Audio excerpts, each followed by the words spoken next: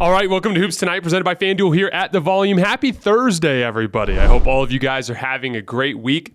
Today is New York Knicks Day. As I promised last night, we are going to do a deep dive into the New York Knicks and everything that is making them successful in every facet of the game. You guys know the drill. Before we get started, subscribe to The Volume's YouTube channel so you don't miss any more of our videos. Follow me on Twitter at _JasonLT so you guys don't miss any show announcements, as well as any other footage breakdowns that I do. And then last but not least, if for whatever reason you guys miss one of these videos and you can't get back over to YouTube to finish, you can find them wherever you get your podcasts under Hoops Tonight. So, the New York Knicks. We're going to talk a lot today about a bunch of different things on the offensive end of the floor. You guys know that's my personal passion, is offensive skill sets when it comes to basketball. I think that scoring the basketball and all the different skill elements to it is like art to me. And so I really enjoy those things, and we're going to talk about those things for a long time today.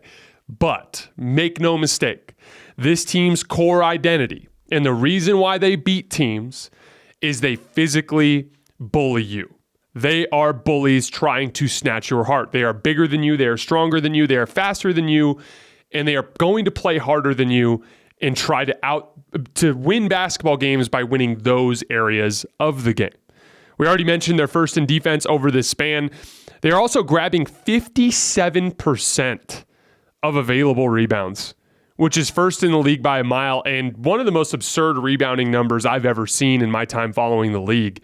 They're averaging 18 second chance points per game, which is second to just the Houston Rockets during that span. And then all season long, they've just been dominating the painted area. They are fifth in paint points allowed per 100 possessions and fifth in paint points scored per 100 possessions and third in paint points allowed per 100 possessions. So we're going to do the same thing like we did with Memphis last week. We're going to take a closer look at both ends of the floor. You guys are going to see a lot of video footage that I picked to kind of demonstrate the concepts that we're talking about. And we'll start on the offensive end of the floor, which obviously when it comes to offense, everything starts with transition, pushing the ball when you have opportunities to.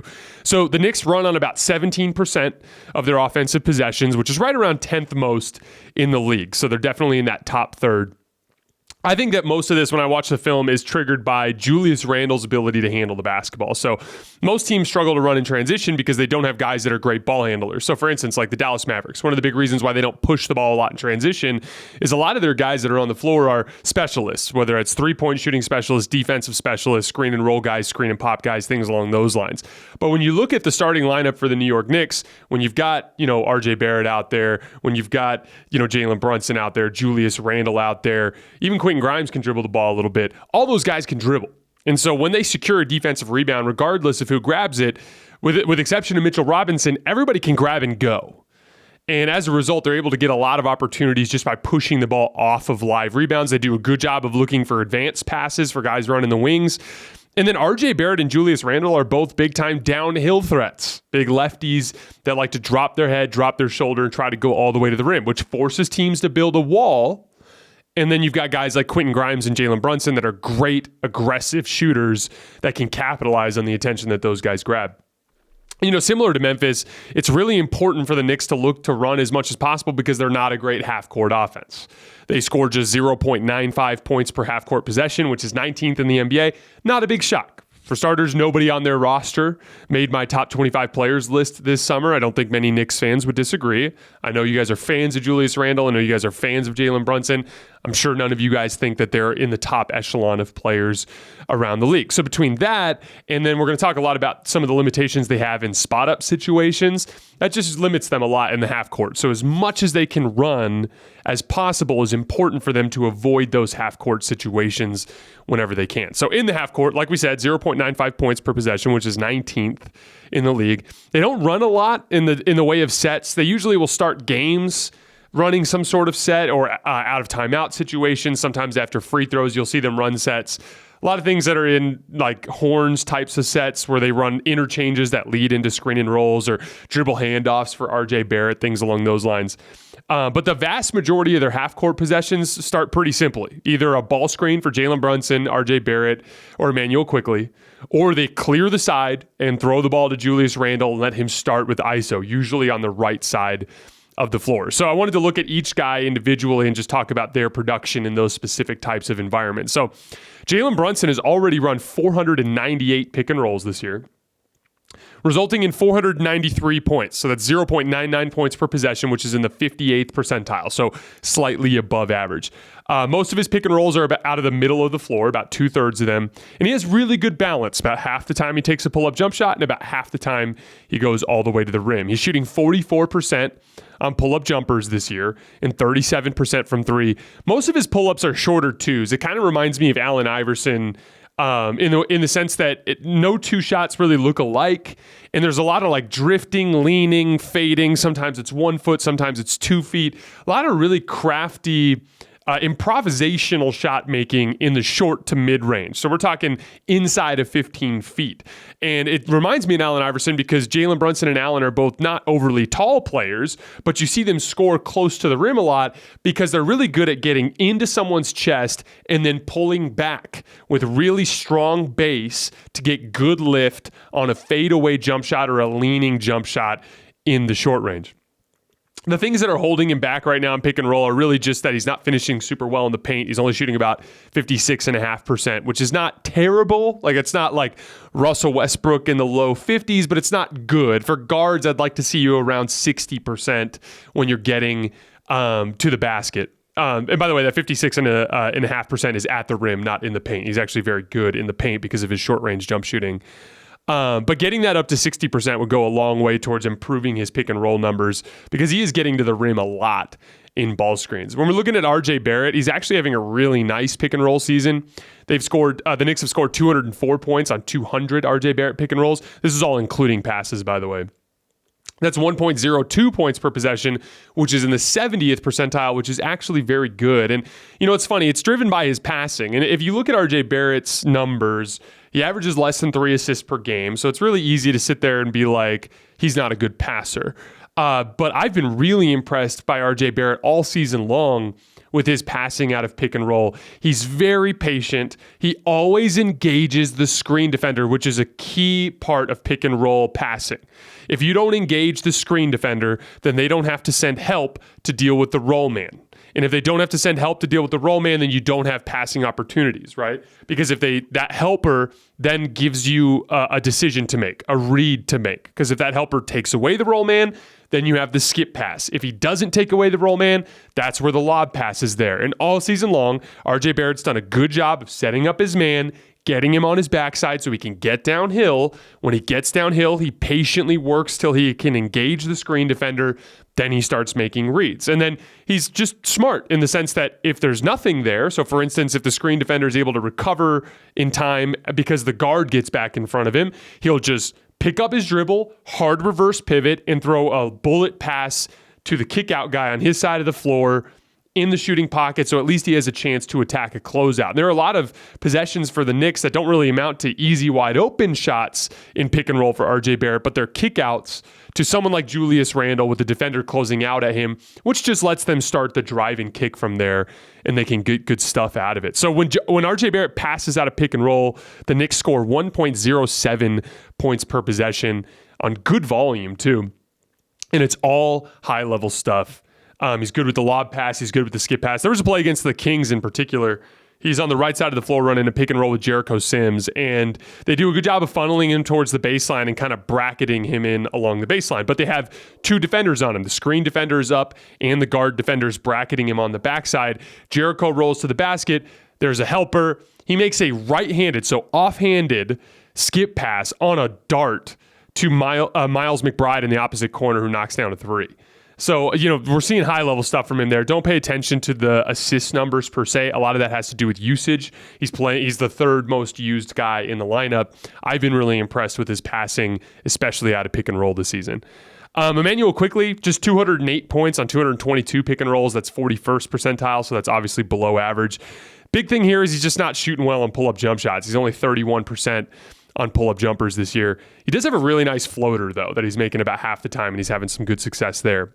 Looking at the Randle ISOs, like I said, another big chunk of their half-court possessions are just toss the ball to Julius Randle, clear the side. They usually don't operate out of the corner. Usually it's a clear side. Every once in a while, you'll see them work from the nail middle of the floor, high post type of stuff. But in those ISOs, it's not really working super well. They're only scoring 145 points on 155 possessions, including passes. That's below average. Unlike most left-handed players, Julius Randle loves to drive right out of isolation. He drives right almost 2/3 of the time. And when he drives right, more than half the time he takes a pull-up jump shot. So a big part of the limitations there in his points per possession on ISOs is just settling a lot for jump shots. Now, he is shooting a lot better during this win streak, and if he keeps that up, this will continue to tick up, and he'll actually go into that above average realm. When he drives left, he's far more likely to take it all the way to the rim. So he only goes left about 1/3 of the time, but when he goes left, he goes all the way to the rim about 2/3 of the time. So he's much less likely to settle. That's typical for right-hand or left-hand dominant players. Most right-handed players, when they drive left, they like to pull up. When they drive right, they like to go all the way to the rim.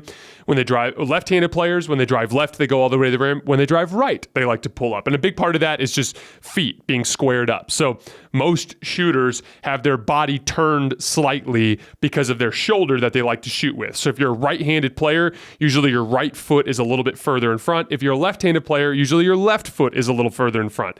So as you can imagine, if you're driving left as a left-handed player, you're already naturally squared up for a jump shot. If you're driving left as a right-handed player, you're already squared up as you're going into your jump shot. But if you go right as a righty or left as a lefty, you have to jump in midair to square yourself up, which requires more lift, and it's just a more difficult shot. That's why you see a lot of players have that type of dispersion when they're driving one way or the other. The big thing that's holding him back, like I said, is settling. And the big reason why is he's only 36% on pull-up jump shots this season, although, like I said, he's been shooting a lot better during the win streak. And the other thing is passing. And I don't necessarily blame Julius Randle for this necessarily. A big part of it is spot-up shooting for the Knicks, which we're going to get to here in a little bit. Not necessarily just spot-up shooting, but close-out attacking off-ball threats, which we'll get to in a minute. He is much better out of the post, though. He's averaging about 1.01 points per possession, which is above average. He passes much better out of the post. So there's something about the natural dynamic of him having his back to the basket that just makes him a more willing passer. A higher frequency of his post-ups lead to kickouts than his isolations by a significant chunk. So this is where we need to talk about spotting up, because we could talk about shot creation from ball handlers all we want. And we could talk about, all the intricacies of shot making from Jalen Brunson and from Emmanuel Quickley and all these guys. But the reality is that, there's a dynamic that takes place on the basketball court. Too often we look at isolation as a one-on-one or a pick and roll as a 2-on-2, when that's not the case. Yes, we can tell from film whether or not specific defenders are doing a good job. Like if a guard defender is doing a good job fighting over the top of the screen, or if the screen defender is doing a good job of dissuading the pull-up while also containing the roll man, or in isolation, if the defender is doing a good job of forcing him to take tougher shots than he might normally take in an isolation situation. Those are all true.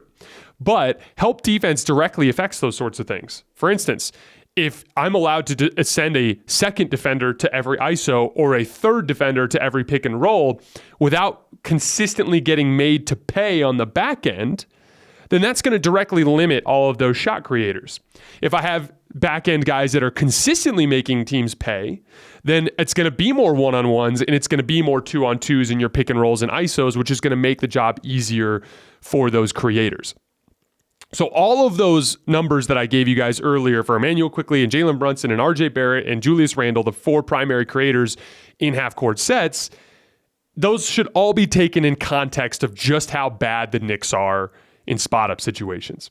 So the Knicks scored just 0.97 points per spot-up opportunity, which ranks 29th in the NBA. Only the Atlanta Hawks are worse.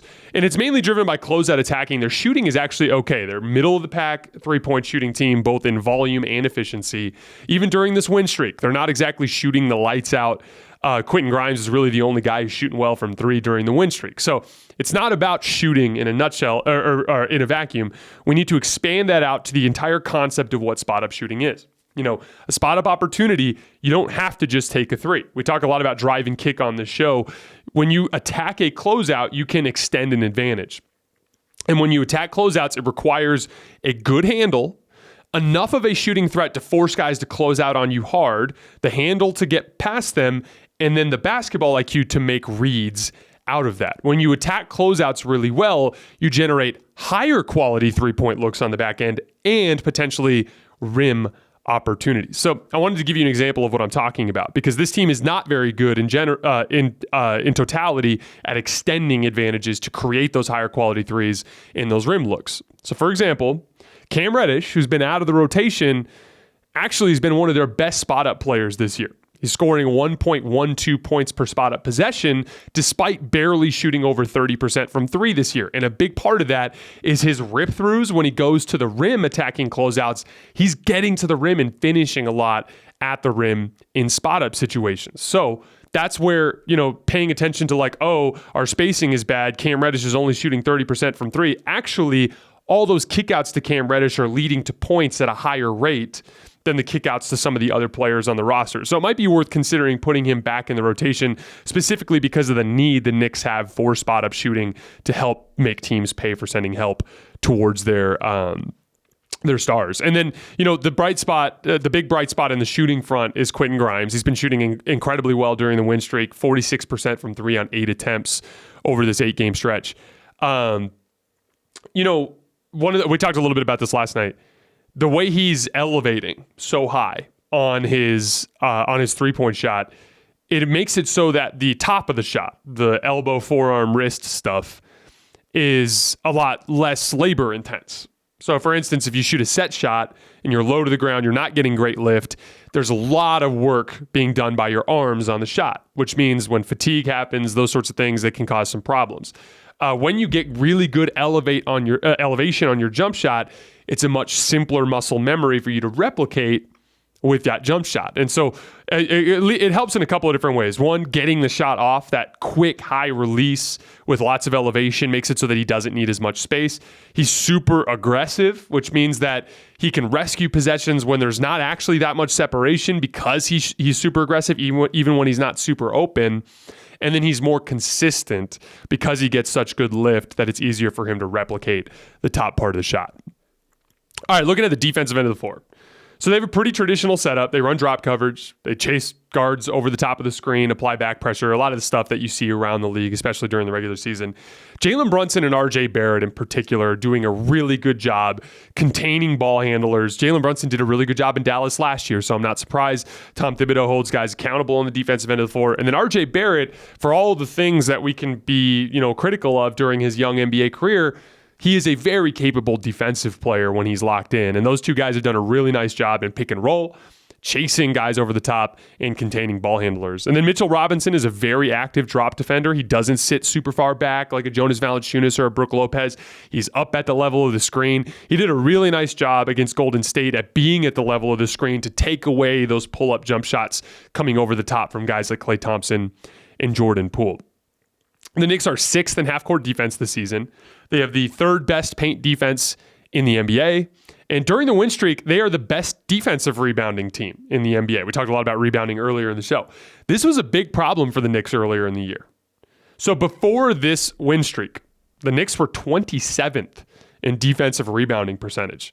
You have to finish defensive possessions to go to the offensive end of the floor. It doesn't matter how many stops you get if they get 10 extra possessions a game on offensive rebounds. We talked about this last night, but if your defense gives up 1 point per possession, which during this stretch, the Knicks have been giving up less than 1 point per possession. If your defense only gives up that much, but you gift the other team an additional 10 possessions, that could be an extra 10 points, which could be the difference in the game, right? So that was a big weakness for them early in the year, and a big part of that was Mitchell Robinson being out. He actually missed 8 games at one point earlier in the season, but now they've fixed it, and during the win streak, they're best in the league at defensive rebounding percentage. So 27th before the streak and number 1 during the streak. So that goes to show you how much defensive rebounding is important to winning.